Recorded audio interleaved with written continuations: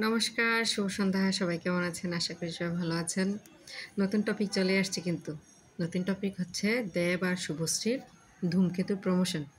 ওখানে ওরা যা নাচ দিল, পুরা বাঙালি জাতি তো পুরাই ফিদা হয়ে গেছে। ওনারা ওনাদের শৈশবে ফিরে গেছে। এখন শৈশবে ফিরে গেছে দেখে ওনাদের ভালো লাগতেছে, ঠিক আছে।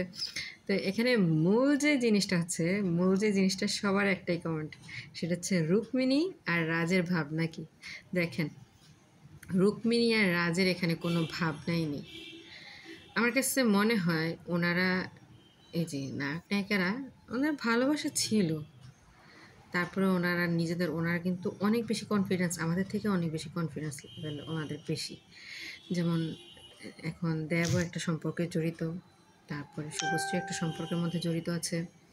ওনারা কিন্তু আর পিছনের দিকে তাকানোর কোনো ব্যাপারই নেই। আর এখন যেটা হচ্ছে, এখন তারা যে একসাথে হয়েছে কারণ কি, ওদের এখানে বিজনেস আছে। দেখেন, ওনাদের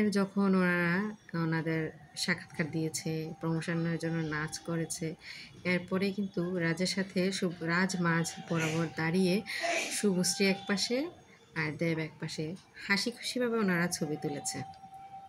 এমনকি ওনাদের এই সমস্ত বিষয়ে ভাবনা চিন্তা, আমরা বাঙালিরা যত ভাবনা চিন্তা করি, ওনাদের এই সমস্ত কিন্তু ভাবার কোনো ব্যাপারই নেই।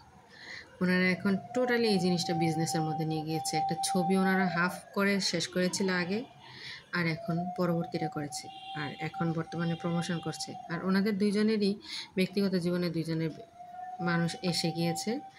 আর বিবাহ পরবর্তীতে তারা যে সম্পর্কটা করতে পারে, হয়তো বা বন্ধুত্বের পর্যায়ে চলে যায়। এখন বর্তমান আধুনিক যুগে আমরা হয়তো বা ভাবি, যাকে একসময় স্ত্রী রূপে বা একজন স্বামী রূপে দেখে, তার সাথে আবার কীভাবে বন্ধুত্ব হয়, তার সাথে যোগাযোগ না থাকারই কথা।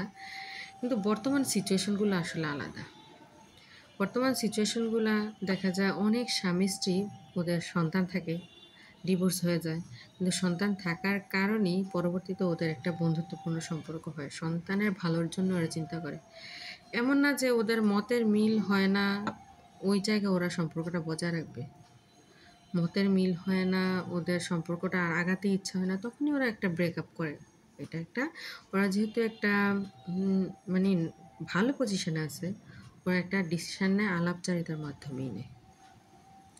এখন আবার একত্রে হইতেছে, বেশ ভালো লাগছে, কিন্তু ওদের নিয়ে আমাদের মাথা ঘামানোর কোনো দরকারই নেই আসলে।